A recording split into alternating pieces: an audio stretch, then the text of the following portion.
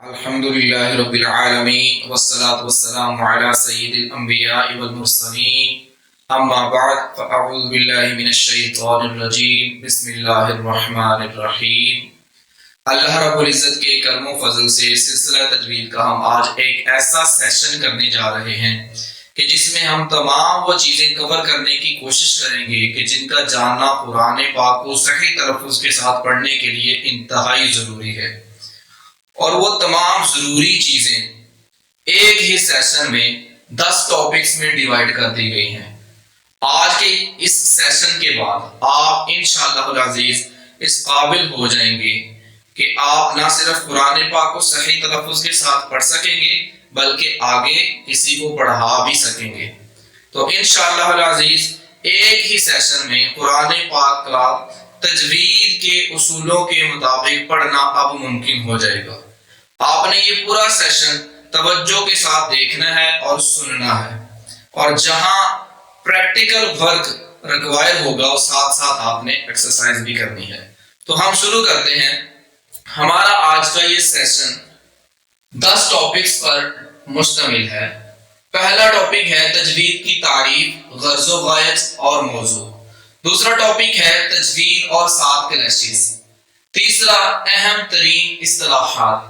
چوتھا ادغام کا بیان۔ پانچواں نون ساکن اور تنوین کے 4 قاعدے۔ چھٹا میم ساکن کے قواعد۔ ساتواں مد اور اس کی اقسام۔ آٹھواں ٹاپک ہوگا صفات حروف۔ نواں ٹاپک ہوگا کیفیت تلاوت۔ 10واں ہوگا لحن کا بیان، دانتوں کی اقسام اور اصول مخارج۔ ہمارا آج کا یہ سیشن آپ کو انشاءاللہ العزیز اس قابل بنا دے گا کہ قرآن پاک کو صحیح تلفظ کے ساتھ آپ ساری زندگی پڑھ سکیں گے۔ تو ہم شروع کرتے ہیں۔ ہمارا پہلا ٹاپک ہے تجوید کی تعریف۔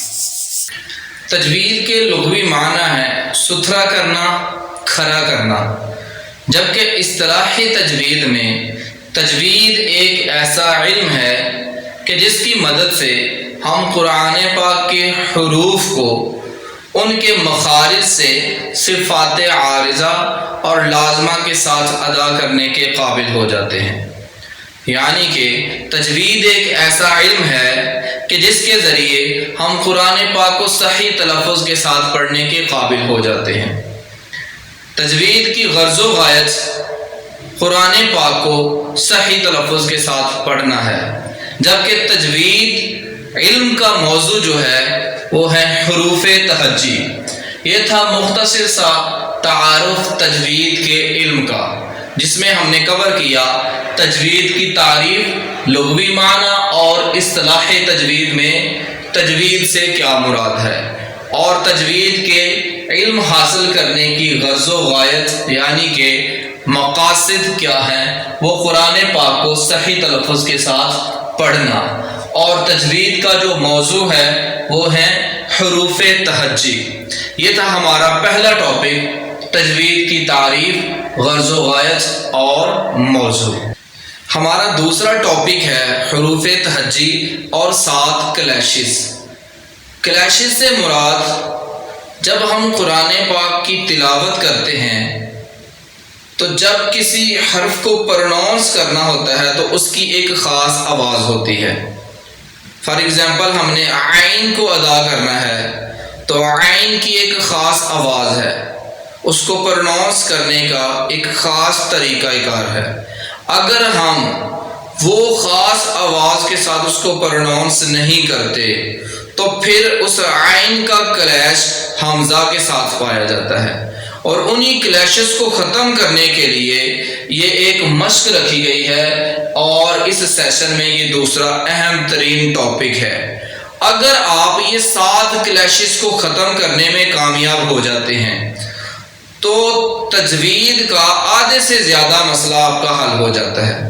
یعنی کہ اگر یہ 7 کلیشز اگر آپ سالو کر لیتے ہیں، حل کر لیتے ہیں، ان کو ختم کرنے کے قابل ہو جاتے ہیں تو آدھی سے زیادہ تجوید پر گریپ آپ کی ویسے ہی ہو جائے گی۔ تو ہم شروع کرتے ہیں حروف تہجی اور 7 کلیشز۔ حروف تہجی سے مراد الف، با، تا، ثا، جیم، حا، خا، یہ حروف تہجی ہیں۔ ان میں 7 کلیشز پائے جاتے ہیں. کل کتنے کلیشز پائے جاتے ہیں؟ 7 کلیشز پائے جاتے ہیں.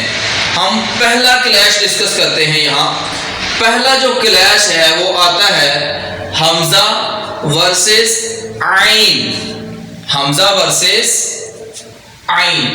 الف کے اوپر اگر زبر زیر پیش کوئی حرکت آ جاتی ہے تو اس کو حمزہ ہی کنسیڈر کرتے ہیں. اس کا کلیش عین کے ساتھ پایا جاتا ہے. اب اس کی نیچے 2 ایگزامپلز لکھی ہوئی ہیں. جیسے ہم نے عین کے کسی بھی کلمے کو جب ادا کرنا ہے، پڑھنا ہے، تو ہم نے اس کو پڑھنا ہے یعلم، یعلم، یعلم، علم، علم، علم.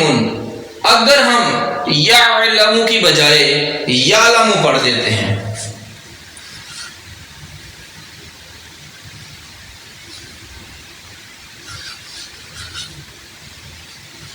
تو یہاں عین کی بجائے حمزہ ادا ہو جائے گا، جو کہ ایک کلیش ہے.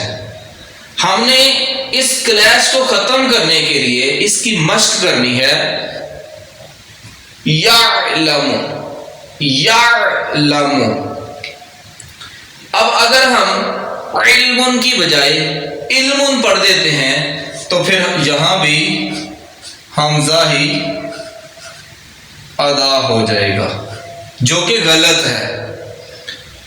تو یعلم اور یعلم کا کلیش ختم کرنے کے لیے ہمیں عین کی ساؤنڈ کو سمجھنا ہوگا.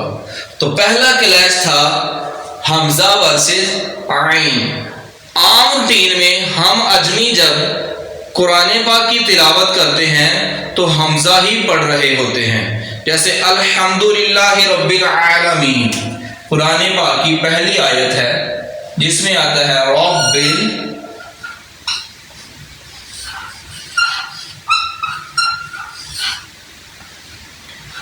العالمین.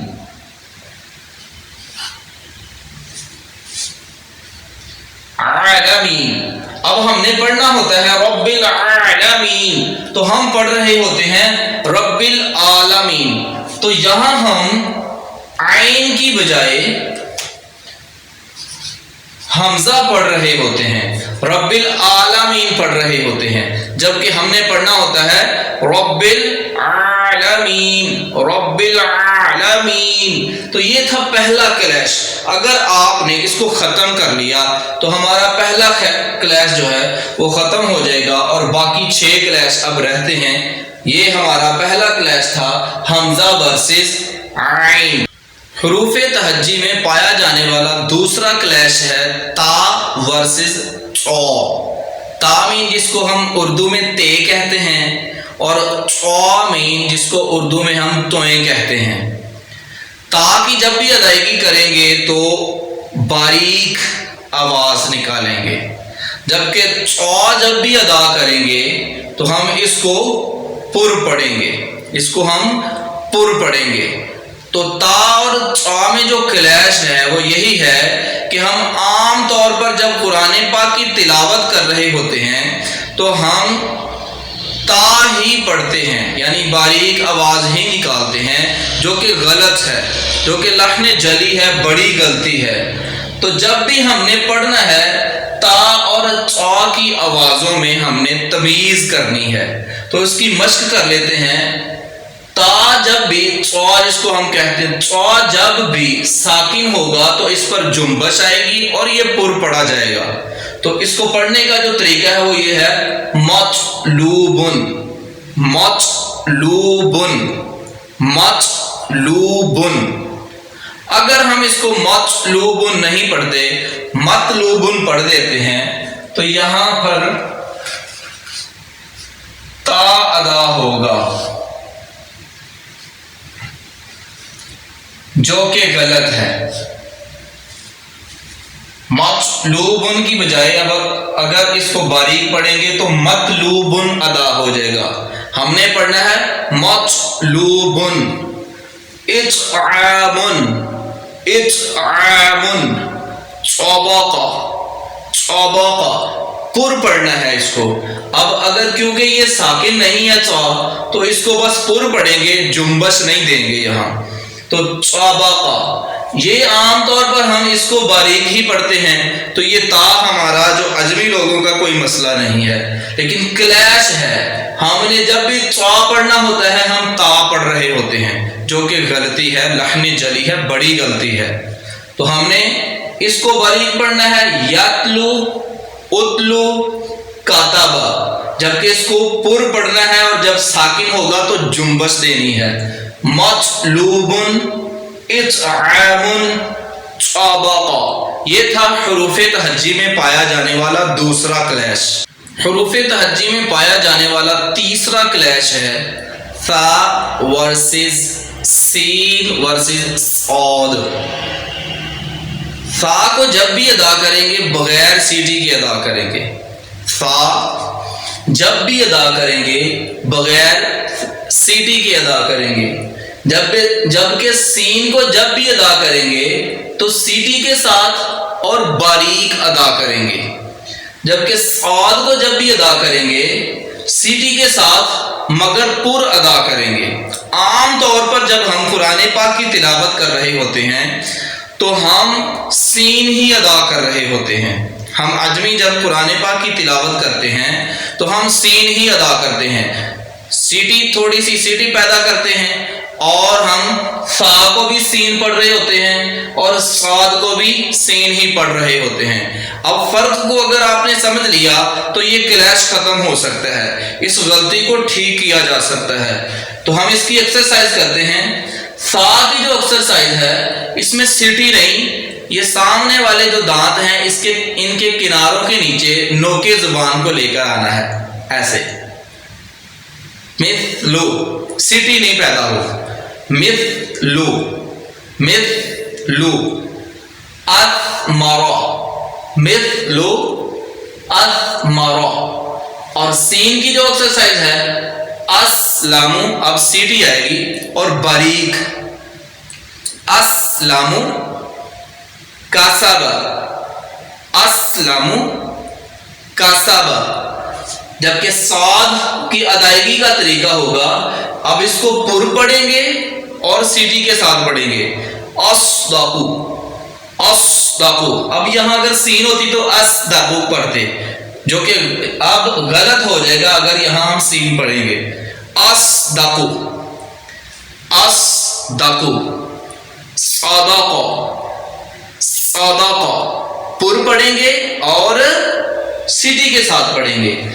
ثا کو بغیر سیٹی کے پڑھیں گے، سین کو سیٹی کے ساتھ پڑھیں گے اور باریک پڑھیں گے، جبکہ صاد کو سیٹی کے ساتھ پڑھیں گے اور پر پڑھیں گے. یہ تھا تیسرا کلیش، حروف تہجی میں پایا جانے والا تیسرا کلیش، جو کہ ثا ورسز سین ورسز صاد ہے. حروف تہجی میں پایا جانے والا چوتھا کلیش جو ہے وہ ہے ہا ورسز ہا. ہا جو الحمد والی ہا ہوگی اور اس کا کلیش پایا جاتا ہے گول ہا کے ساتھ. ہم اکثر ہی قرآن پاک کی تلاوت کرتے ہوئے گول ہا کو ہی پڑھ رہے ہوتے ہیں، جبکہ اس کے پروناؤنس کرنے کا طریقہ جو ہے الگ ہے. اس ہا کو تھوڑا ایفرٹ کے ساتھ ہم پڑھیں گے، تھوڑا ہم نے اس کو نرمی پیدا کرنی ہے اس کو پڑھنے میں، جبکہ اس میں تھوڑی سختی پیدا کرنی ہوتی ہے. اس میں ایفرٹ لگتی ہے اور ہم عام طور پر عجمی لوگ جب بھی قرآن پاک کی تلاوت کرتے ہیں تو ہم اسی ہا کو ادا کر رہے ہوتے ہیں. فار ایگزامپل ہم نے جب قرآن پاک کی پہلی آیت پڑھی تو یہ ہے الحمدللہ،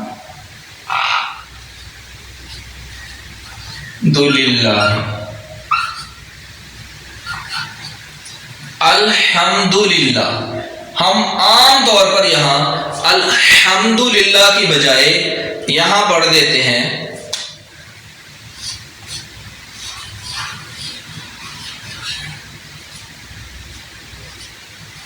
الحمدللہ.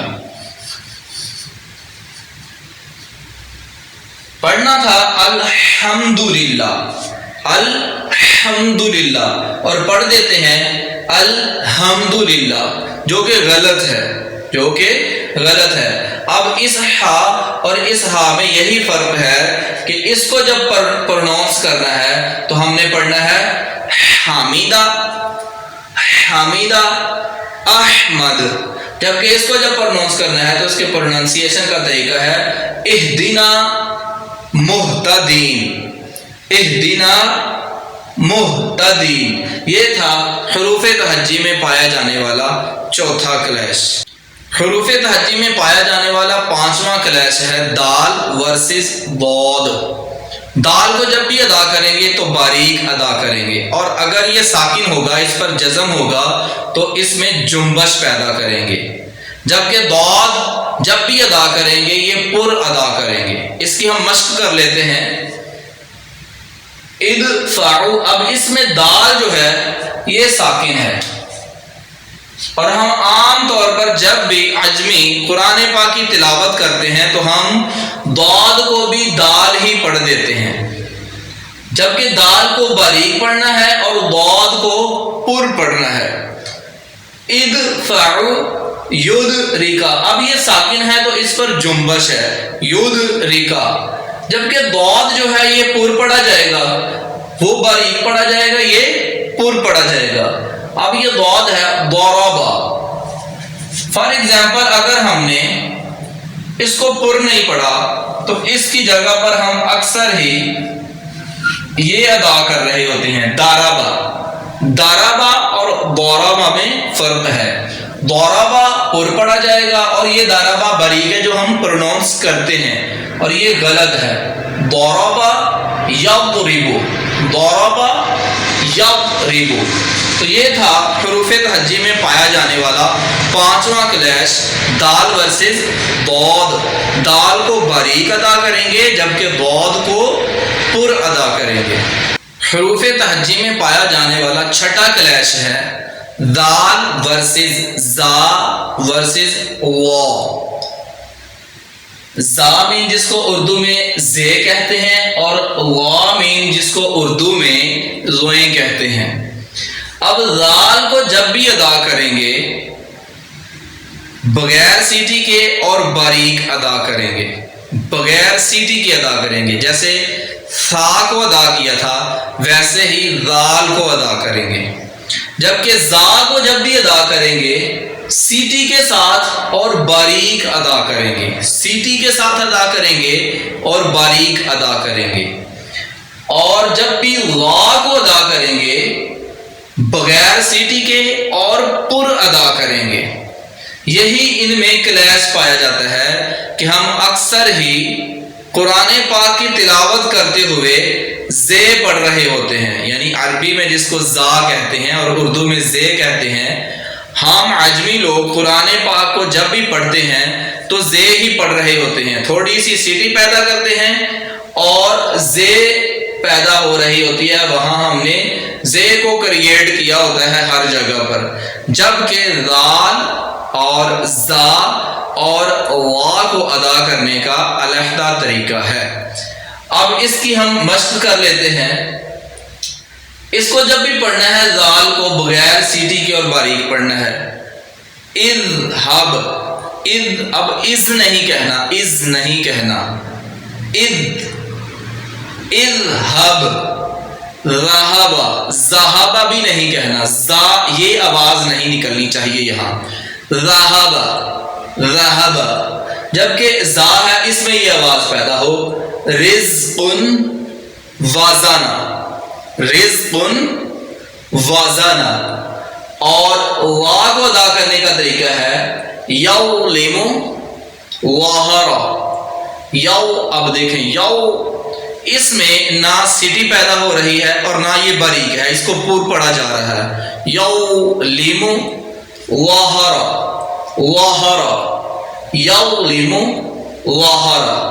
یہ تھا حروف تہجی میں پایا جانے والا چھٹا کلیش زال ورسز زا ورسز وا۔ زال کو باریک مگر بغیر سیٹی کی ادا کریں گے، زا کو باریک مگر سیٹی کے ساتھ ادا کریں گے، جبکہ وا کو بغیر سیٹی کے مگر پر ادا کریں گے۔ حروف تہجی میں پایا جانے والا ساتواں اور آخری کلیش قاف ورسز کاف ہے۔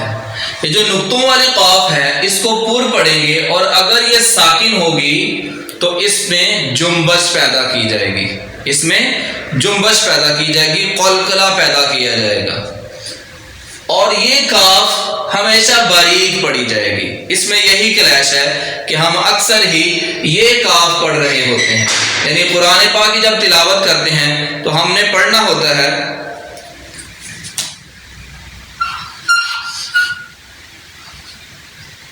قل هو اللہ احد، قل هو اللہ احد۔ اب ہم نے پڑھنا ہوتا ہے قل هو اللہ احد، قل هو اللہ احد، لیکن ہم پڑھ رہے ہوتے ہیں قل هو اللہ احد، اس قل کی جگہ پر کل پڑھ رہے ہوتے ہیں۔ اس کا مطلب تو ہے فرما دیجئے، جبکہ اس کا مطلب ہے کہ کھا لیجئے، تو ترجمہ چینج ہو جاتا ہے۔ اسی لیے ان کلیشز کو اگر ہم ختم کر لیں گے، جو کہ صرف 7 کلیشز ہیں، 7 کلیشز جو بڑی غلطیاں ہیں وہ 7 کلیشز ہیں حروف تہجی میں پائے جانے والے 7، اور یہ آخری کلیش ہے۔ اگر اس کو آپ ختم کرنے میں کامیاب ہو جاتے ہیں تو آدھے سے زیادہ تجوید پر آپ کی گرپ ویسے ہی ہو جائے گی انشاءاللہ العزیز۔ یہ آخری کلیش ہے، اس کی ہم مشق کر لیتے ہیں۔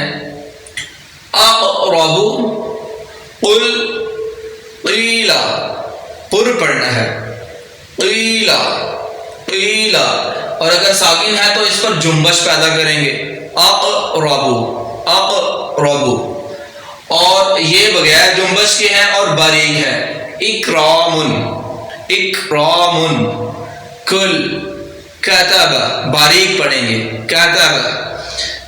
یہ تھے حروف تہجی میں پائے جانے والے 7 کلیشز۔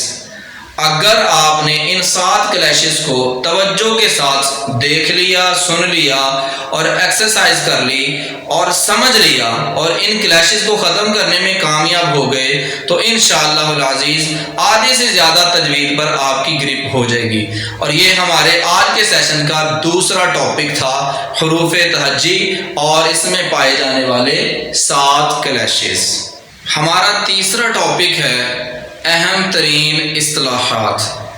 اصطلاحات مطلب ٹرمینالوجیز آف تجوید، جو اہم ترین ٹرمینالوجیز ہیں ان کو ہم ڈسکس کریں گے ادھر۔ پہلی ٹرم ہے حروف مستعلیہ۔ حروف مستعلیہ وہ حروف ہیں جن کو ہمیشہ پر پڑھا جاتا ہے، جن کو ہمیشہ پر پڑھا جاتا ہے، اور ان کا مجموعہ ہے خصہ،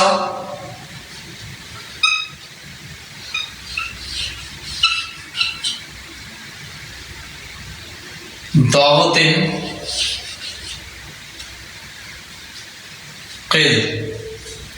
یہ وہ 7 حروف ہیں جن کو ہمیشہ پر پڑھا جائے گا، مطلب خا، صاد، ضاد، غین، طا، قاف اور وا۔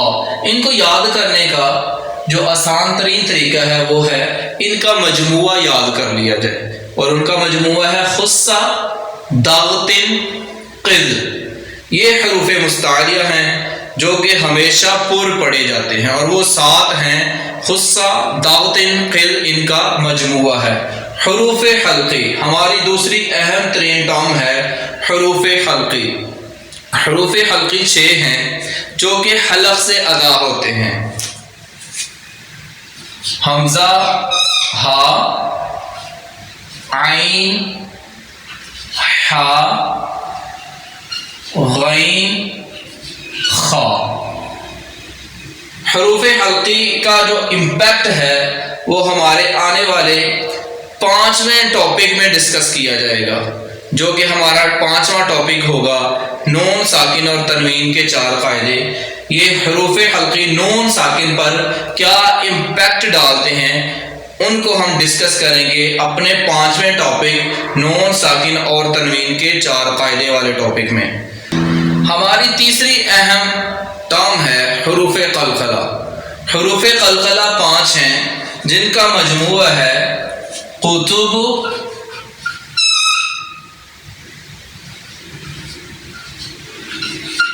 جد۔ ان کو بھی یاد کرنے کا طریقہ یہی ہے کہ ان کا مجموعہ یاد کر لیا جائے، قطب، جد۔ اب ان سے مراد کیا ہے؟ حروف قلقلہ وہ حروف ہیں کہ اگر یہ ساکن ہوں گے تو ان پر جنبش پیدا ہوگی، ان پر جنبش پیدا ہوگی۔ فار ایگزامپل اگر قاف ساکن ہے تو اس کو جب پڑھیں گے تو پڑھیں گے اق۔ آ ساکن ہے تو اس کو پڑھیں گے اچ۔ با ساکن ہے تو اس کو پڑھیں گے اب، اج، اد۔ حروف قلقلہ وہ 5 حروف ہیں کہ جب یہ ساکن ہوتے ہیں، ان پر جزم ہوتا ہے تو یہ جنبش کے ساتھ پڑھے جائیں گے۔ یہ 5 ہیں، حروف مستعلیہ 7، حروف حلقی 6 اور حروف قلقلہ 5 حروف ہیں۔ اس کے بعد جو چوتھی اہم ترین ٹرم ہے وہ ہے حروف صفیریہ۔ حروف صفیریہ وہ 3 حرف ہیں جو ہمیشہ سیٹی کے ساتھ پڑھے جاتے ہیں، جو ہمیشہ سیٹی کے ساتھ پڑھے جاتے ہیں، اور وہ کون سے ہیں؟ زا، سین اور صاد۔ یہ 3 حروف ہمیشہ سیٹی کے ساتھ پڑھے جاتے ہیں، جن میں زا اور سین باریک پڑھا جاتا ہے، جبکہ صاد جو ہے کیونکہ یہ حروف مستعلیہ بھی ہے اس لیے سیٹی کے ساتھ تو پڑھا جائے گا مگر پر بھی پڑھا جائے گا۔ تو یہ 3 حروف ہیں حروف صفیریہ۔ اب ہماری اگلی اہم ترین ٹرم ہے حروف قمریہ۔ حروف قمریہ وہ 14 حروف ہیں کہ اگر لام تعریف کے بعد آئیں تو لام تعریف پڑھا جائے گا۔ اگر یہ لام تعریف کے بعد آئیں گے تو لام تعریف پڑھا جائے گا، اور وہ 14 حروف ہیں جن کا مجموعہ ہے اب، غی، حجہ کا، وخف،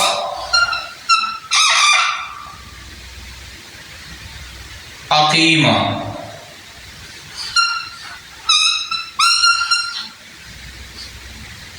ان کو یاد کرنے کا طریقہ کیا ہے؟ آپ نے اس کا مجموعہ یاد کرنا ہے، ابغی، حجہ کا، وخف، عقیمہ، اور یہ یاد رکھنا ہے کہ جب یہ لام تعریف کے بعد آتے ہیں تو لام تعریف پڑھا جائے گا۔ فار ایگزامپل ہم اس کی مثال لے لیتے ہیں حروف قمریہ کی۔ الف کے اوپر زبر زیر پیش آ جائے تو وہ حمزہ ہی کنسیڈر کیا جاتا ہے، تو ہم اس کی ایک ایگزامپل لے لیتے ہیں۔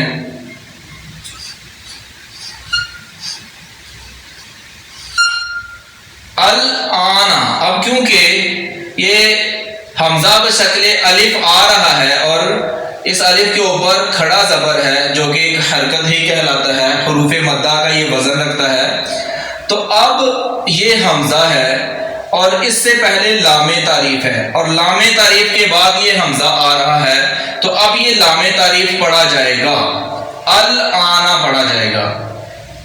با کی ایک ایگزامپل لے لیتے ہیں۔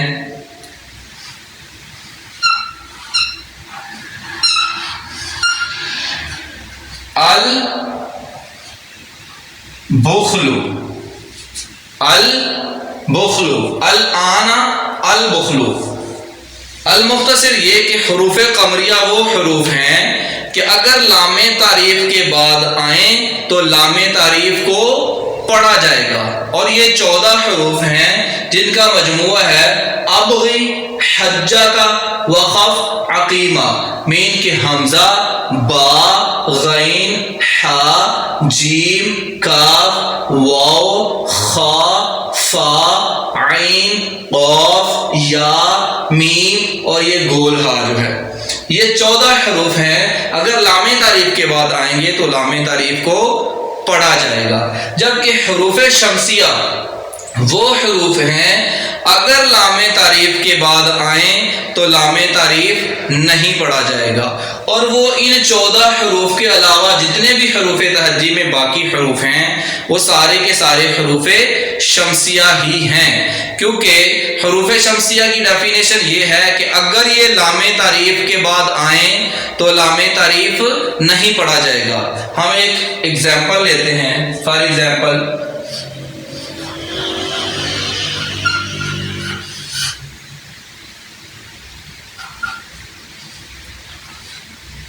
الشمسو، ویسے یہ الشمسو ہے لیکن کیونکہ یہ شین حروف قمریہ میں سے نہیں ہے یہ حروف شمسیہ ہوگا پھر، اور حروف شمسیہ کیونکہ آیا ہے اس لیے اب یہاں لام تعریف نہیں پڑھا جائے گا. اس لیے جو کہتے ہیں الشمس تو وہ غلط ہے، الشمس یا الشمسو. ایسے ہی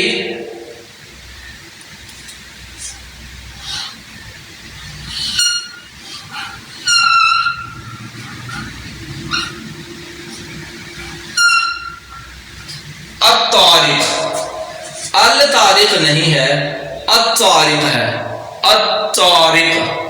الشمس،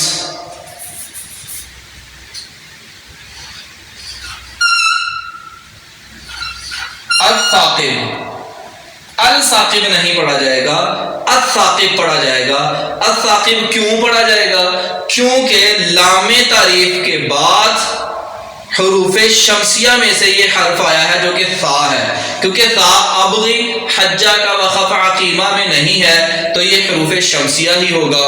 اور اگر حروف شمسیہ لام تعریف کے بعد آئیں گے تو لام تعریف کو یہاں نہیں پڑھا جائے گا. تو الثاقب. مختصر ڈیفینیشن، حروف قمریہ وہ ہیں کہ اگر لام تعریف کے بعد آئیں گے تو لام تعریف کو پڑھا جائے گا، اور حروف شمسیہ وہ ہیں کہ اگر لام تعریف کے بعد آئیں گے تو لام تعریف کو نہیں پڑھا جائے گا. ہماری جو اگلی ٹرم ہے وہ ہے وقف. وقف کا لغوی معنی ہے ٹھہرنا، جبکہ یہاں اصطلاح تجوید میں وقف سے مراد ہوگا آخری حرف کو ساکن کرتے ہوئے آواز اور سانس کو توڑ کر رکنا، آواز اور سانس کو توڑ کر ٹھہرنا، یہاں وقف سے مراد یہ ہوگا. فار ایگزامپل ہم پہلی آیت ہی لے لیتے ہیں، الحمد للہ رب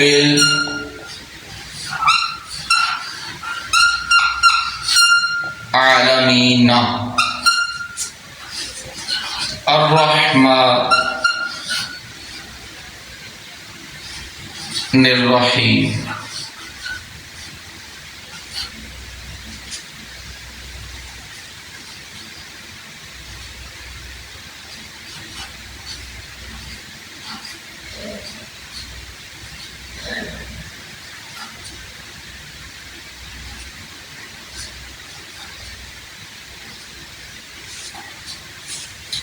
اب وقف کا لغوی معنی ہے ٹھہرنا، جبکہ اصطلاحی تجوید میں وقف سے مراد یہ ہے کہ آخری حرف کو ساکن کرتے ہوئے آواز اور سانس کو توڑ کر ٹھہرنا. اب میں پڑھتا ہوں الحمدللہ رب العالمین. اب میں نے ویسے تھا رب العالمین الرحمن یا عالمینا، یہ تھا عالمین الرحمن الرحیم. اب آخری حرف کو ساکن کر دیا اور یہاں پڑھا عالمین رب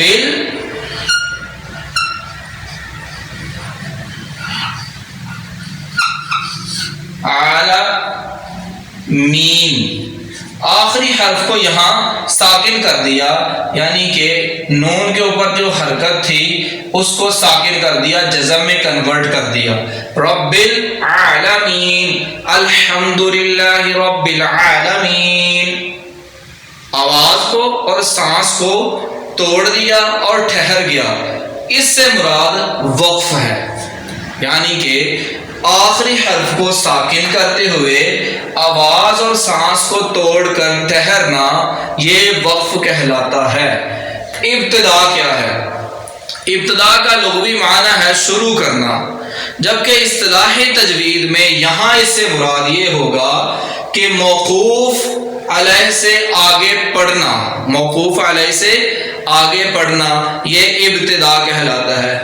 اب اس کی مثال الحمدللہ رب العالمین الرحمن الرحیم، اب یہاں وقف ہوا، اس سے آگے جب میں نے شروع کیا الرحمن الرحیم تو یہاں ابتدا کہلائے گا، الرحمن الرحیم تو یہ ابتدا کہلائے گا۔ اعادہ کیا ہے؟ اعادہ کا لغوی معنی ہے لوٹانا، جبکہ اصطلاح تجوید میں اس سے مراد یہ ہے کہ آخری کلمے کو جہاں ہم نے وقف کیا وہاں سے شروع کرنا، وہاں سے لوٹانا، یا اس سے پیچھے والے کلمے کو ساتھ ملا کر پھر آگے پڑھنا، یہ اعادہ کہلاتا ہے۔ اب اس کی ایک مثال لے لیتے ہیں، الحمدللہ رب العالمین رب العالمین الرحمن الرحیم۔ اب رب العالمین سے میں نے اس کو لوٹایا، اور یہ لوٹانا ہی اعادہ کہلائے گا، یعنی کہ آخری کلمے سے شروع کرنا، دوبارہ سے لوٹانا، یا اس سے پیچھے والے کلمے سے لوٹانا اعادہ کہلاتا ہے۔ اب سکتہ سے کیا مراد ہے؟ سکتہ کا لغوی معنی ہے رکنا، جبکہ اصطلاح تجوید میں سکتہ سے مراد ہے سانس کو روکے رکھنا اور تھوڑی دیر کے لیے آواز کو توڑنا، یعنی کہ سانس کو روکے رکھنا، سانس کو نہیں توڑنا، جبکہ تھوڑی دیر کے لیے آواز کو توڑ دینا، یہ سکتہ کہلاتا ہے۔ اور یہ سکتہ قرآن پاک میں 4 جگہ پر ہے، قرآن پاک میں یہ سکتہ 4 جگہ پر ہے۔ ایک ہے سورہ کہف میں، پھر سورہ یاسین میں، پھر قیامہ میں، اور سورہ مطففین میں۔ یہ 4 جگہ پر سکتہ پایا جاتا ہے قرآن پاک میں تلاوت کے دوران۔ اب اس کا طریقہ کار کیا ہے؟ تعریف کیا تھی کہ سانس کو توڑے بغیر آواز کو تھوڑی دیر کے لیے روکنا، یہ سکتہ کہلاتا ہے۔ اب کیسے؟ اب ویسے تو ہے عوجن قیمہ، اب یہاں عوجن پہ جو ہے نا یہاں سکتہ ہے، تو اس کو کیسے پڑھیں گے؟ عوجن قیمہ، عوجن قیمہ، آواز کو تھوڑی دیر کے لیے روکا ہے لیکن سانس کو نہیں توڑا۔ یاسین میں ہے من مرقدنا ھذا، اب مرقدنا پر جو ہے نا یہاں سکتہ ہے، من مرقدنا ھذا، من مرقدنا ھذا۔ اب میں نے یہاں بھی سانس کو توڑے بغیر آواز کو تھوڑی دیر کے لیے روکا ہے۔ اس کے بعد سورہ قیامہ میں ہے من راق، اب من راق، من راق یہاں پر ہے۔ سورہ مطففین میں ہے بل پر ہے، بل رونا، بل رونا، بغیر سانس توڑے آواز کو تھوڑی دیر کے لیے روکنا، یہ سکتہ کہلاتا ہے۔ یہ تھا ہمارے سیشن کا تیسرا اہم ترین ٹاپک، اہم ترین اصطلاحات، ٹرمینالوجیز آف تجوید، جس میں ہم نے پڑھا کہ حروف مستعلیہ کیا ہے، حروف حلقی کیا ہیں، حروف قلقلہ کیا ہے، حروف صفیریہ کیا ہیں، حروف قمریہ کیا ہے، حروف شمسیہ کیا ہیں، وقف کیا ہے، ابتدا کیا ہے، اعادہ کیا ہے، اور سکتہ کیا ہے۔ یہ تھا ہمارا تیسرا اہم ترین ٹاپک، اہم ترین اصطلاحات تجوید۔ ہمارا تیسرا ٹاپک ہے ادغام کا بیان۔ ادغام کے لغوی معنی ہے کسی چیز کو چیز میں ملانا، جبکہ اصطلاح تجوید میں ادغام سے مراد کسی حرف کو حرف میں ملانا۔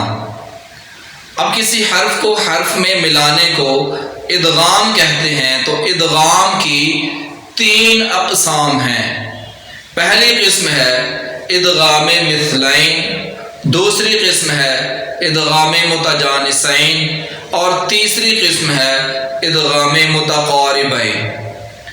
ادغام مثلین سے مراد وہ ادغام ہے کہ اگر 2 بار ایک ہی حرف ایک کلمے میں یا 2 کلمات میں اس طرح آئے کہ ان میں سے پہلا ساکن ہو اور دوسرا متحرک ہو، ایک ہی حرف 2 بار آئے، ان میں سے پہلا ساکن اور دوسرا متحرک ہو، تو پہلے کو دوسرے میں ملا کر پڑھا جائے گا، اور پہلے کو دوسرے میں ملانے کو ادغام کہتے ہیں، اور ایک ہی حرف کو دوسرے حرف میں، اسی حرف میں جو کہ متحرک ہے اس میں ملانے کو ادغام مثلین کہیں گے۔ اس کی اگزامپل دیکھ لیتے ہیں۔ اب پہلا حرف جو کہ 2 بار آ رہا ہے، ایک ہی حرف ذال اور ذال، یہاں بھی ایک ساکن اور متحرک پڑا ہوا ہے ویسے ذال، تو اس ساکن ذال کو متحرک ذال میں ملایا گیا ہے، تو مطلب کہ یہاں ادغام ہوا ہے، ایک حرف دوسرے حرف میں مل گیا ہے، تو کیونکہ ایک ہی حرف اپنے ہی دوسرے حرف میں، اسی حرف میں مل گیا ہے جس میں سے ایک ساکن تھا ایک متحرک تھا، تو اس طرح کے ادغام کو ادغام مثلین کہیں گے۔ اب اس کو ایسے نہیں پڑھنا اذ ذہب، یہ غلط ہے۔ اب یہاں کیونکہ ادغام ہوا ہے تو اس کو پڑھیں گے اذ ذہب، ڈائریکٹ یہاں سے اذ ذہب، اذ ذہب، یہ ہے ادغام مثلین۔ ادغام کی جو دوسری قسم ہے وہ ہے ادغام متجانسین۔ پہلے میں ایک ہی حرف 2 بار آ رہا تھا، اب ادغام متجانسین میں 2 مختلف حروف جو ہیں ایک کلمے میں یا 2 کلمات میں اس طرح آئیں کہ ان میں سے جو پہلا حرف ہے وہ ساکن ہو اور دوسرا متحرک ہو، اور وہ دونوں حروف ایک ہی مخرج سے ادا ہوتے ہوں، دونوں حروف ایک ہی مخرج سے ادا ہوتے ہوں، تو وہاں پہلے حرف کو دوسرے حرف میں ملانے کو ادغام متجانسین کہیں گے، ادغام متجانسین۔ اس کی مثال ہے عبدتم۔ اب دال اور تا جو ہے یہ 2 مختلف حروف ہیں، دال اور تا جو ہیں یہ 2 مختلف حروف ہیں۔ اب دال کو تا میں مدغم کر دیا، کیوں کیا؟ پہلی شرط تو یہ ہے کہ ان میں دال جو ہے ساکن ہے اور اگلا حرف متحرک ہے۔ دوسری شرط، دوسری کنڈیشن اس پہ کیا ہے کہ دال اور تا جو ہیں ایک ہی مخرج سے ادا ہوتے ہیں، تو ایک ہی مخرج سے ادا ہونے والے 2 مختلف حروف، ان میں سے پہلا ساکن دوسرا متحرک ہو، ایک کلمے میں یا 2 کلمات میں کنزیکٹیولی لگاتار آئیں، تو پہلے کو دوسرے میں مدغم کر کے پڑھا جائے گا۔ اب یہاں ابد تم نہیں پڑھا جائے گا، دال نہیں پڑھا جائے گا، ابد تم پڑھا جائے گا، تا کو پڑھا جائے گا، ابد تم۔ تو اس طرح کے ادغام کو ادغام متجانسین کہتے ہیں۔ ادغام کی جو تیسری قسم ہے وہ ہے ادغام متقاربین۔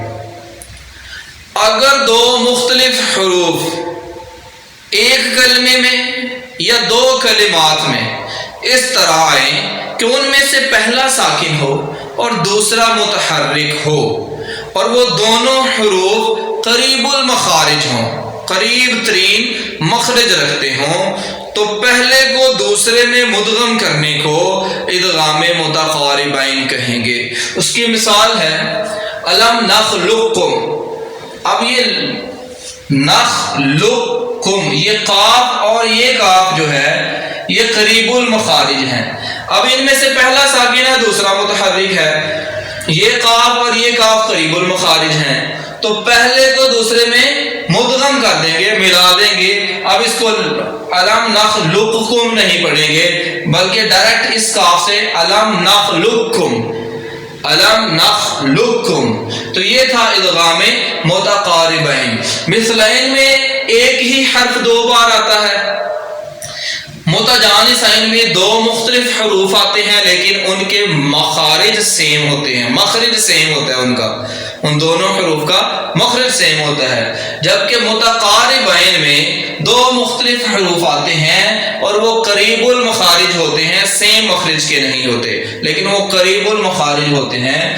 تو اس طرح کے ادغام کو متقاربین اور ایک ہی مخرج والے دو حروف کو ادغام متجانسین، اور ایک ہی حرف اس طرح آئے کہ پہلا ساکن دوسرا متحرک ہو تو اس طرح کے ادغام کو ادغام مثلین کہیں گے۔ یہ تھا ہمارا آج کے سیشن کا چوتھا ٹاپک، ادغام کا بیان۔ ہمارا پانچواں ٹاپک ہے نون ساکن اور تنوین کے چار قاعدے۔ نون ساکن سے مراد یہ ہے کہ نون کے اوپر جب جزم آتا ہے، سکون آتا ہے تو اس کو نون ساکن کہتے ہیں، اور نون تنوین سے مراد اگر کسی حرف پر دو زبر، دو زیر یا دو پیش ہوں تو وہ نون تنوین کہلاتا ہے۔ فار ایگزامپل اگر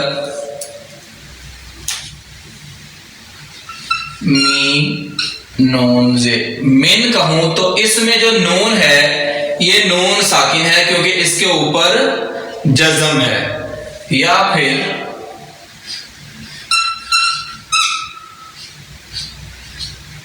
علی من میں میم پر جو دو پیش ہیں یہ نون تنوین کہلاتے ہیں۔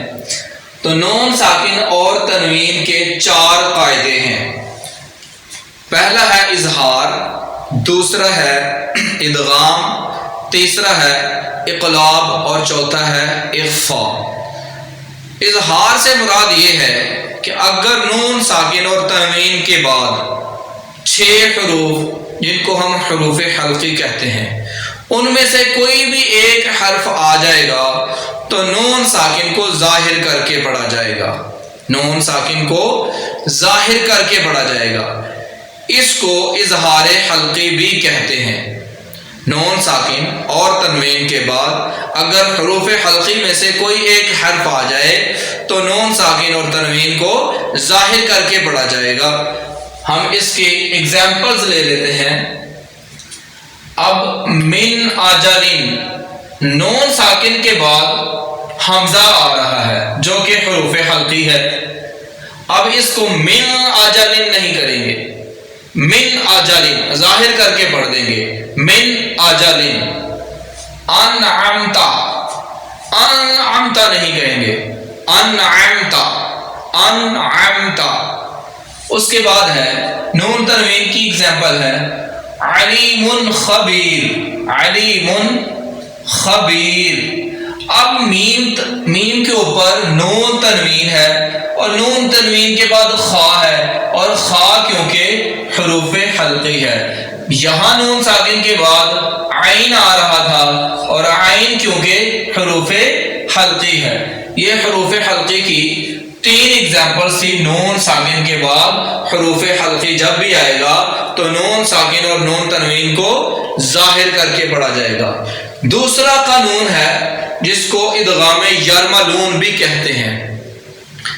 نون ساکن اور تنوین کے بعد اگر 6 حروف میں سے کوئی بھی ایک حرف آ جائے، وہ 6 حروف ہیں یا، را، میم، لام، واو اور نون، یعنی کہ یرملون میں سے کوئی ایک حرف بھی آ جائے تو نون ساکن اور نون تنوین کو اگلے آنے والے حرف میں مدغم کر دیا جائے گا، جو کہ یہ 6 میں سے کوئی ایک حرف ہو سکتا ہے۔ اب را اور لام میں جب ہم نون ساکن اور نون تنوین کو مدغم کریں گے تو بغیر گننے کے کریں گے، جبکہ اس کے علاوہ باقی جو 4 حروف ہیں یا، میم، واو اور نون، اس میں جب نون ساکن اور نون تنوین کو مدغم کریں گے تو غننے کے ساتھ کریں گے۔ اب ان کی ایگزامپلز لے لیتے ہیں۔ اب نون ساکن اور نون تنوین، نون ساکن کے بعد یا آ رہا ہے، نون ساکن کے بعد یا آ آ رہا ہے، اب نون ساکن کو یا میں مدغم کرنا ہے اور غنے کے ساتھ مدغم کرنا ہے۔ اب کیسے مدغم کرنا ہے؟ من یفعل نہیں پڑھنا، من یفعل نہیں پڑھنا، من یفعل، من یفعل۔ اب نون کو ہم نے یا میں مدغم کر دیا غنے کے ساتھ، من یفعل، من یفعل، مر ربو کا۔ اب لفظ تو ہے من ربو کا، اب کیونکہ کلمہ جو ہے وہ ہے من ربو کا، من ربو کا، لیکن کیونکہ ادغام یرملون کے تحت، اس قانون کے تحت، اس قاعدے کے تحت جب نون ساکن اور نون تنوین کے بعد را اور لام آئے تو نون ساکن اور نون تنوین کو اس طرح مدغم کریں گے کہ غنہ ظاہر نہ ہو، غنہ ظاہر کیے بغیر نون ساکن اور نون تنوین کو را میں مدغم کر دیں گے۔ اور یہ دو ہی حروف ہیں، را اور لام، جبکہ چار حروف یرملون میں سے ایسے ہیں جیسے یا، میم، واو اور نون، اس میں جب نون ساکن اور نون تنوین کو مدغم کریں گے تو غنے کے ساتھ مدغم کریں گے، لیکن یہاں مر ربو کا، من ربو کا نہیں، مر ربو کا۔ اور اسی طرح تیسری اگزامپل ہے ان لم، یہ نہیں پڑھیں گے کیونکہ لکھنے میں تو ایسے ہی ہے ان لم، لیکن کیونکہ نون ساکن کے بعد لام آ گیا ہے تو نون ساکن کو لام میں ہم بغیر غنے کے مدغم کر رہے ہیں، اور جب بغیر غنے کے مدغم کریں گے تو ظاہر ہی نہیں کریں گے نون کو، تو پڑھیں گے علم۔ اقلاب کا لغوی معنی ہے بدلنا، تبدیل کرنا۔ اگر نون ساکن اور نون تنوین کے بعد با آ جائے تو نون ساکن اور نون تنوین کو میم میں بدل کر پڑھیں گے، نون ساکن اور نون تنوین کو میم میں کنورٹ کر کے پڑھیں گے۔ جیسے اس کی ایگزامپلز دیکھ لیتے ہیں۔ اب یہ نون ساکن ہے، اس کے بعد با آ رہا ہے، اب یہ نون ساکن کے بعد با آیا تو نون کو کنورٹ کر دیا ہم نے میم میں، تو جب بھی نون ساکن کے بعد با آئے گا تو نون کو میم میں کنورٹ کر کے پڑھیں گے۔ اب نون کو میم میں بدلنا یہ اقلاب کہلاتا ہے، تو اس کو کیسے پڑھیں گے؟ من بعدی، من بعدی۔ ایسے ہی میم کے اوپر نون تنوین ہے، دو پیش ہیں، تو اس کے فوراً بعد با آ رہا ہے، تو جب اس کے فوراً بعد با آیا تو اس نون تنوین کو بھی ہم نے میم میں بدل دیا، تو کیسے پڑھنا ہے؟ علیم بما، علیم بما۔ یہ تھا تیسرا قاعدہ نون ساکن اور نون تنوین کا۔ نون ساکن اور نون تنوین کا چوتھا قاعدہ ہے اخفاء۔ اگر نون ساکن اور نون تنوین کے بعد حروف حلقی یرملون یعنی یا، را، میم، لام، واو، نون اور با کے علاوہ کوئی حرف آئے تو نون ساکن اور نون تنوین کو خفیہ کر کے پڑھا جائے گا، غنہ کے ساتھ خفیہ کر کے پڑھا جائے گا، اور اس خفیہ کر کے پڑھنے کو اخفاء کہتے ہیں۔ اب یہ نون ساکن ہے انتقام، اب اس میں نون ساکن ہے، نون ساکن کے فوراً بعد تا آ رہا ہے، اب یہ تا نہ تو حروف حلقی ہے نہ یرملون میں سے ہے، یا، را، میم، لام، واو، نون، اور نہ ہی یہ با ہے۔ اب پچھلے جتنے بھی حروف جن کا ہم نے ذکر کیا ان کے علاوہ اگر کوئی بھی حرف آئے گا تو نون ساکن اور نون تنوین پر اخفاء ہوگا، اس کو خفیہ کر کے پڑھا جائے گا۔ اب اس کی ایکسرسائز کر لیتے ہیں، ہم مشق کرتے ہیں تاکہ کلیئر ہو جائے۔ انتقام نہیں پڑھنا، انتقام نہیں پڑھنا، جبکہ پڑھنا ہے انتقام، انتقام انتقام من چین من چین، کیونکہ یہاں بھی نون ساکن کے بعد چا آ رہا ہے. من چین بدم کذب. اب یہ میم کے نیچے دو زیر ہیں اور دو زیر مطلب نون تنوین ہے، اور نون تنوین کے بعد کاف آ رہا ہے، اور کاف بھی نہ حروف حلقی ہے، نہ یرملون ہے، نہ با ہے. تو جب بھی نون ساکن اور نون تنوین کے بعد ان کے علاوہ کوئی حرف آئے گا تو نون ساکن اور نون تنوین پر اخفا ہوگا. کیسے؟ بدم کذب بدم کذب. یہ تھے نون ساکن اور نون تنوین کے 4 قاعدے: اظہار حلقی، ادغام یرملون، اقلاب اور اخفا. ہمارا چھٹا ٹاپک ہے میم ساکن کے قواعد. میم ساکن کے 3 قاعدے ہیں: ادغام شفوی، اخفاء شفوی اور اظہار شفوی. ادغام شفوی: اگر میم ساکن کے فوراً بعد میم متحرک آ جائے تو میم ساکن کو میم متحرک میں مدغم کر کے پڑھیں گے، اور میم ساکن کو میم متحرک میں مدغم کر کے پڑھنے کو ادغام شفوی کہتے ہیں. جیسے کہ وَكَمْ مِن، اب یہ علیحدہ علیحدہ بھی ہے وَكَمْ مِن، لیکن کیونکہ میم ساکن کے فوراً بعد میم متحرک آ رہی ہے اور اس قانون کے تحت یہاں ادغام ہوگا، ادغام شفوی. وَكَمْ مِن وَكَمْ مِن. ایسے ہی دوسرا قاعدہ ہے میم ساکن کا، دوسرا قاعدہ ہے اخفاء شفوی. اگر میم ساکن کے بعد با آ جائے تو میم ساکن پر اخفا ہوگا، یعنی میم ساکن کو خفیہ کر کے پڑھا جائے گا، چھپا کر پڑھا جائے گا، غنہ کے ساتھ اخفا ہوگا میم ساکن پر. اگر میم ساکن کے فوراً بعد با آ جائے، یہ میم ساکن ہے اور اس کے فوراً بعد با آ رہا ہے تو اب اس میم ساکن پر اخفا ہوگا. کیسے پڑھیں گے؟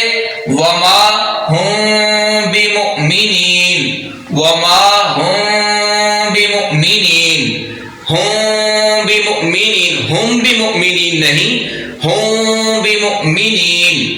تیسرا قاعدہ ہے میم ساکن کا اظہار شفوی.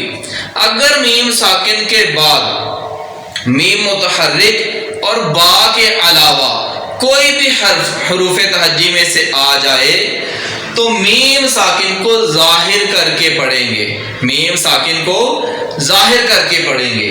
اب علم نشرح، اب یہ میم ساکن ہے، اس کے فوراً بعد نون آ رہا ہے. اب یہ نون نہ تو با ہے نہ میم متحرک ہے، اس کے علاوہ کوئی بھی حرف آ جائے تو میم ساکن کو ظاہر کر کے پڑھیں گے اور اس کو اظہار شفوی کہتے ہیں. یہ تھے میم ساکن کے 3 قواعد: ادغام شفوی، اخفاء شفوی اور اظہار شفوی. اہم ترین چیز یہ ہے کہ اخفاء شفوی جب بھی میم ساکن کے بعد با آئے گا تو میم ساکن پر اخفا ہوگا. وما هم بمؤمنین. یہ تھا ہمارا چھٹا ٹاپک میم ساکن کے قواعد. ہمارا 7واں ٹاپک ہے مد اور اس کی اقسام. مد کا لغوی معنی ہے درازی، جبکہ اصطلاح تجوید میں حروف مدہ یا لین کے بعد اگر اسباب مد میں سے کوئی بھی سبب پایا جائے تو حروف مدہ یا لین کی آواز کو لمبا کیا جائے گا، یعنی اس میں درازی پیدا کی جائے گی. اور حروف مدہ اور لین کی آواز میں وہ لمبائی ہی مد کہلاتی ہے جو کہ اسباب مد کی وجہ سے پیدا ہوتی ہے. لغوی معنی ہے درازی. اصطلاح تجوید میں حروف مدہ اور لین کے بعد اگر اسباب مد میں سے کوئی سبب پایا جائے تو مدہ اور لین کی آواز کو مزید لمبا کرنا یہ مد کہلاتا ہے. اب اس میں 3 اور ٹرمینالوجیز جن کا سمجھنا ضروری ہے مد کو سمجھنے کے لیے. وہ ہے حروف مدہ اور حروف لین اور اسباب مد۔ حروف مدہ 3 حروف ہیں، الف، واو اور یا۔ یہ کب مدہ ہوتے ہیں؟ اگر الف سے پہلے والا حرف اس پر زبر ہو، یعنی الف کا ما قبل حرف مفتوح ہو تو الف مدہ کہلائے گا۔ اگر واو ساکن کا ما قبل حرف مضموم ہو، یعنی واو ساکن سے پہلے والے حرف کے اوپر پیش ہو تو واو مدہ کہلائے گا۔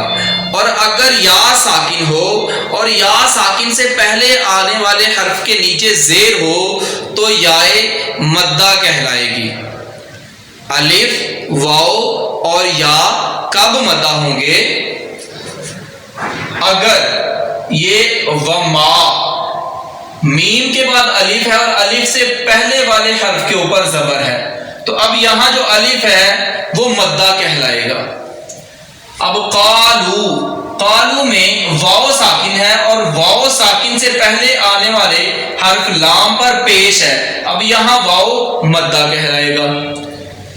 فی میں یا ساکن ہے اور یا ساکن سے پہلے آنے والے حرف کے نیچے زیر ہے تو یہ یا جو ہے یا مدہ کہلائے گی۔ اب ان کو 2 حرکات کے برابر لمبا کیا جائے گا، 2 حرکات یا 1 الف کے برابر ان کی آواز کو لمبا کیا جائے گا۔ ماہرین کہتے ہیں کہ 2 حرکات یا 1 الف کے برابر آواز کی لمبائی سے مراد ایک بند مٹھی کو عام روٹین میں نہ زیادہ تیز اور نہ زیادہ آہستہ کھولنے میں جتنا وقت لگتا ہے اس وقت کے برابر کو 2 حرکات یا الف کہتے ہیں۔ یا کھلی ہوئی مٹھی کو بند کرنے میں جتنا وقت لگتا ہے اس کو 1 الف یا 2 حرکات کے برابر لمبائی کہتے ہیں، آواز میں جو پیدا کی جاتی ہے۔ حروف لین 2 ہیں، حروف مدہ 3 تھے، حروف لین 2 ہیں۔ واو ساکن ہو اور اس کا ما قبل حرف مفتوح ہو، مفتوح مطلب یہ خا کے اوپر زبر ہے، اگر واو ساکن سے پہلے آنے والے حرف کے اوپر زبر ہو تو وہاں واو لین کہلائے گا۔ ایسے ہی یا کب لین ہوگا؟ اگر یا ساکن ہو اور اس کا ما قبل حرف مفتوح ہو، اس کے آنے والے پہلے حرف کے اوپر زبر ہو تو یہ یا لین کہلائے گی۔ اس کی بھی آواز 2 حرکات کے برابر ہی لمبی کرنی ہوتی ہے۔ یہ ہیں حروف مدہ اور حروف لین جو کہ ڈیفینیشن میں آئے ہیں۔ حروف مدہ اور لین کے بعد یعنی ان حروف کے بعد اگر اسباب مد میں سے کوئی سبب پایا جائے، اب اسباب مد کیا ہیں؟ یعنی ان کے بعد اگر حمزہ آئے یا سکون آئے، حمزہ آئے یا سکون آئے تو حروف مدہ یا لین کی آواز کو مزید لمبا کیا جائے گا۔ اگر تو اسباب مد پائے جائیں تو آواز کو لمبا کیا جائے گا، تو اس آواز کی لمبائی کو مد کہیں گے۔ اور اگر اسباب مد نہیں پائے جاتے تو پھر ان کو مد اصلی کہتے ہیں، کیونکہ اگلا ٹاپک ہے ہمارا اسی میں مد کی اقسام۔ مد کی 2 اقسام ہیں، مد اصلی اور مد فرعی۔ اب مد اصلی میں نے ابھی ایکسپلین کیا کہ اگر حروف مدہ یا لین کے بعد کوئی سبب نہیں پایا جاتا تو یہ مد اصلی کہلائے گی، یعنی ان کو 2 حرکات کے برابر ہی لمبا کیا جائے گا۔ اور مد فرعی وہ ہے کہ اگر کوئی سبب یعنی یا حمزہ یا سکون ان میں سے کوئی ایک سبب بھی پایا جاتا ہے تو اس کو مد فرعی کہتے ہیں۔ مد اصلی تو حروف مدہ اور لین ہی ہو گئے۔ اب مد فرعی کی مزید 4 اقسام ہیں، مد متصل، مد منفصل، مد عارض اور مد لازم۔ اب اسی کو ایکسپلین کرنا ہے ہم نے اس ٹاپک میں، اسی چیز کو ہم نے ایکسپلین کرنا ہے۔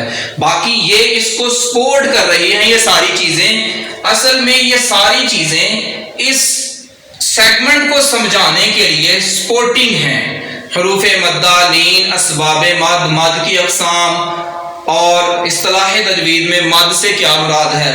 اب یہ والا جو حصہ ہے یہ ہم نے ایکسپلین کرنا ہے، مد فرعی والا۔ اگر تو اسباب مد میں سے سبب ہو حمزہ، سبب ہو حمزہ تو مد متصل یا مد منفصل کہلائے گی، اور اگر اسباب مد میں سے سبب ہو سکون، سکون مطلب جزم، تو پھر مد فرعی، مد عارض اور مد لازم کہلائے گی۔ مد متصل، منفصل بسبب حمزہ اور مد عارض اور لازم سکون کی وجہ سے ہوں گی۔ اب جو حمزہ کی وجہ سے دو مدیں ہیں، متصل اور منفصل، ان میں بھی آگے فرق ہے، اور وہ فرق کیا ہے؟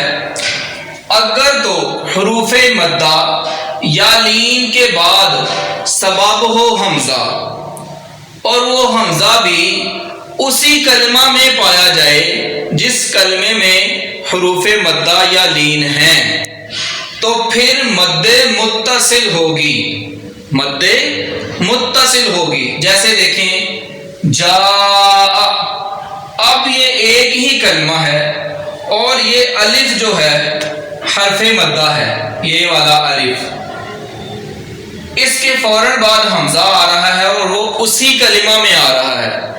اگر تو حروف مدہ یا لین کے بعد حمزہ اسی کلمہ میں پایا جائے تو حروف مدہ یا لین پر جو مد ہوگی اس کو مد متصل کہیں گے۔ ایسے ہی ایک اور ایگزامپل ہے اولئک، اب یہاں لام کے اوپر کھڑا زبر ہے جو کہ کھڑا زبر بھی بر وزن حروف مدہ ہی ہوتا ہے۔ اب لام کے اوپر کھڑا زبر ہے جو کہ حرف مدہ ہی ہے، اب اس کے فوراً بعد حمزہ اسی کلمہ میں پایا جا رہا ہے، اسی کلمہ میں پایا جا رہا ہے، تو اب اس پر جو مد ہوگی وہ بھی مد متصل ہی کہلائے گی۔ اب مد منفصل کیا ہے؟ مد منفصل بھی حمزہ کے سبب ہی ہے، لیکن اگر حروف مدہ یا لین کے بعد حمزہ آئے اور وہ کسی اگلے کلمے میں آئے، وہ دوسرے کلمے میں آئے، ساتھ ہی آئے، فوراً بعد حروف مدہ یا لین کے بعد آ رہا ہے، لیکن اگلے کلمے میں پایا جا رہا ہے وہ حمزہ جو ہے، تو پھر جب حروف مدہ یا لین پر جو مد ہوگی اس کو مد منفصل کہیں گے۔ جیسے ہے وما انزل، اب یہ جو وما ہے الف ہے حرف مدہ، اس کے بعد جو حمزہ ہے وہ اگلے کلمے میں پایا جا رہا ہے، تو اب جو حرف مدہ پر یعنی الف پر جو مد ہوگی وہ مد منفصل کہلائے گی۔ وما انزل توبوا الی اللہ، اب واو مدہ تھا اور یہ جو حمزہ ہے یہ اگلے کلمہ میں پایا جا رہا ہے، اس وجہ سے اس مد کو مد منفصل کہیں گے۔ یہ تھی حمزہ کے سبب ہونے والی دو مدیں، مد متصل اور مد منفصل۔ اب آگے ہے سکون کی وجہ سے ہونے والی دو مدیں۔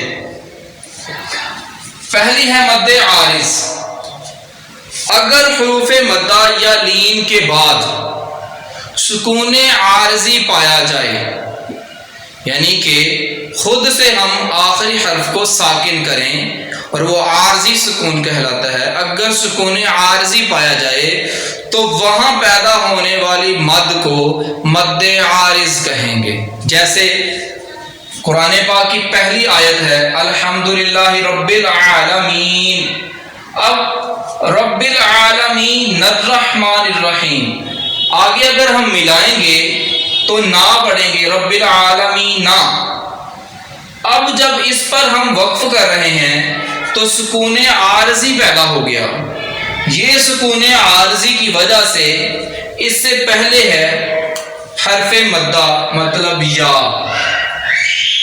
یہ والا. اب یہ یا پر مد پیدا ہوگی اس سکون عارضی کی وجہ سے، رب العالمین، کیونکہ جب وقف کرتے ہیں تو آخری حرف کو سکون میں لے آتے ہیں، تو یہ سکون عارضی ہے. جب حرف مدہ یا لین کے بعد سکون عارضی پایا جائے گا تو وہاں پیدا ہونے والی حرف مدہ پر ہوگی یہ مد پیدا، تو اس کو مد عارض کہیں گے. مد لازم کیا ہے؟ اگر حروف مدہ یا لین کے بعد سکون اصلی پایا جائے، عارضی نہیں، سکون اصلی پایا جائے، تو حرف مدہ یا لین پر پیدا ہونے والی مد کو مد لازم کہیں گے، مد لازم کہیں گے. جیسے الصافات، اب یہ جو الف ہے اس پر مد ہے، یہ حرف مدہ ہے، اس کو مد میں کیوں کنورٹ کیا؟ کیونکہ یہاں سکون تھا، اور سکون بھی وہ جو اصلی ہے، عارضی نہیں، اصلی سکون ہے یہاں. الصافات اتحاجونی، یہاں بھی الف کے اوپر جو مد ہے وہ سکون اصلی کی وجہ سے ہے. یہ تھی مد اور مد کی اقسام. مد اصلی جس میں کوئی سبب نہ ہو، صرف حروف مدہ اور حروف لین کو مد اصلی کہتے ہیں. مد فرعی، اگر حروف مدہ یا لین کے بعد جو دو اسباب ہیں حمزہ اور سکون، ان میں سے کوئی ایک سبب پایا جائے تو حروف مدہ اور لین کو مد میں کنورٹ کر دیں گے. اگر تو سبب ہو حمزہ تو مد متصل اور مد منفصل ہوں گی، اور اگر سبب سکون ہو تو مد عارض اور مد لازم ہوں گی. یہ تھا ہمارا آج کے سیشن کا 7واں ٹاپک، مد اور اس کی اقسام. ہمارا 8واں ٹاپک ہے صفات حروف. صفت سے مراد وہ کیفیت ہے کہ جس کے تحت حروف یا تو پر پڑھے جاتے ہیں یا باریک پڑھے جاتے ہیں. جیسے تا اور ثا، یہ تا باریک پڑھا جائے گا اور یہ ثا پر پڑھا جائے گا. یہی صفات حروف ہیں. یعنی کہ صفت سے مراد وہ کیفیت ہے جس کے تحت حروف یا تو پر پڑھے جاتے ہیں یا باریک. صفات کی دو اقسام ہیں، صفات لازمہ اور صفات عارضہ. لازمہ سے مراد وہ صفات ہیں جو حرف کے لیے ہر وقت ضروری ہو، ایسی صفت جو حروف کے لیے ہر وقت ضروری ہو، ان کے بغیر حرف ادا نہ ہو سکے. جیسے کہ مستعلیہ. اب مستعلیہ حروف خصہ ضغط خضر، جن کو ہمیشہ پر پڑھا جاتا ہے، یہ خا ہے، صاد ہے،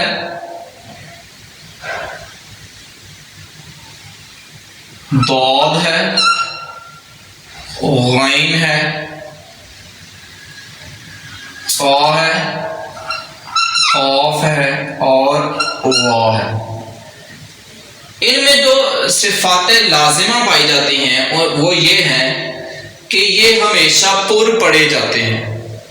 یعنی کہ صفات لازمہ سے مراد وہ صفات ہیں کہ جن کے بغیر حرف ادا ہی نہیں ہو سکتا. اب اگر ہم صاد کو باریک پڑھ دیں گے، صاد کو باریک پڑھ دیں گے تو یہ سین ادا ہو جائے گا. ضاد کو باریک پڑھ دیں گے تو یہ دال ادا ہو جائے گا. اس لیے صفات لازمہ کے بغیر وہ حرف صحیح ادا ہی نہیں ہو سکتا. صفات عارضہ سے مراد وہ صفات ہیں کہ جو حرف کے لیے کبھی ہوں اور کبھی نہ ہوں. جیسے کہ را میں جو صفت پائی جاتی ہے وہ یہ ہے کہ را کے اوپر زبر ہوگا تو یہ پر پڑھا جائے گا، اگر زیر ہوگا تو یہ باریک پڑھا جائے گا، پیش ہوگا تو بھی یہ پر پڑھا جائے گا.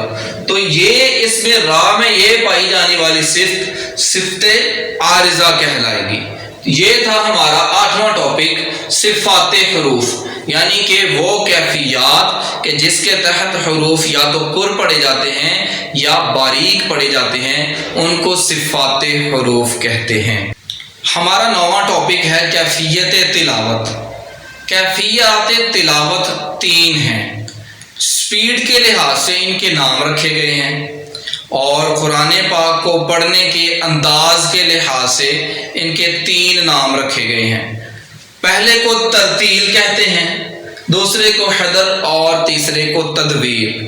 ترتیل سے مراد قرآن پاک پڑھنے کا وہ انداز ہے کہ جس میں قراء حضرات ٹھہر ٹھہر کر، خوب ٹھہر ٹھہر کر قرآن پاک پڑھتے ہیں، جیسے عام طور پر جلسوں میں اور محافل میں پڑھا جاتا ہے۔ اور حدر سے مراد قرآن پاک پڑھنے کا وہ انداز ہے کہ جس میں سپیڈ کو اتنا رکھا جاتا ہے کہ قرآن پاک پڑھتے ہوئے پیچھے سننے والا الفاظ گن سکے۔ عام طور پر تراویح میں جو سپیڈ ہوتی ہے اس کو حدر کہتے ہیں، جبکہ جو تیسری کیفیت ہے تلاوت کی وہ ہے تدویر۔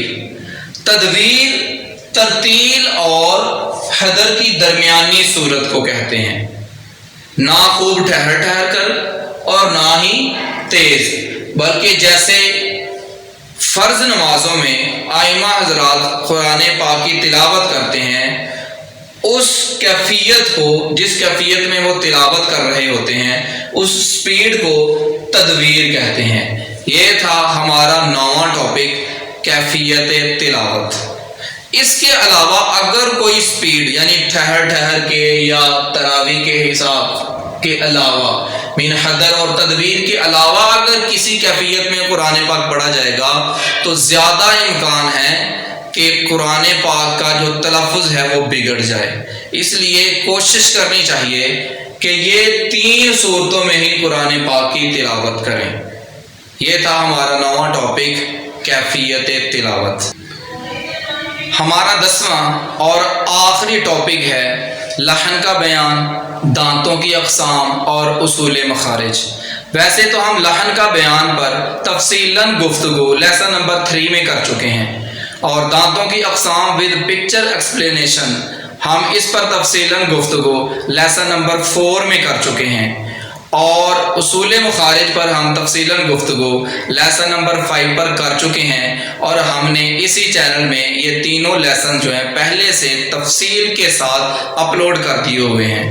یہاں صرف اس کا ذکر کریں گے، اور اس لیے اس کا ذکر جو ہے وہ لازمی سمجھتے ہیں کیونکہ یہ بھی اہم ترین ٹاپکس ہیں، اور یہاں اس کا اس لیے ذکر کیا کہ جہاں آپ نے دوسرے 9 ٹاپکس کو غور سے دیکھنا ہے، سمجھنا ہے، سننا ہے، ایکسرسائز کرنی ہے، اور ساری زندگی کے لیے آپ کا قرآن پاک کو صحیح تلفظ کے ساتھ پڑھنے کا جو ہے وہ مسئلہ حل ہو جائے گا انشاءاللہ۔ آپ اس سیشن کو اگر غور سے دیکھ لیتے ہیں تو آپ ساری زندگی قرآن پاک کو صحیح تلفظ کے ساتھ پڑھ سکیں گے اور آگے پڑھا بھی سکیں گے۔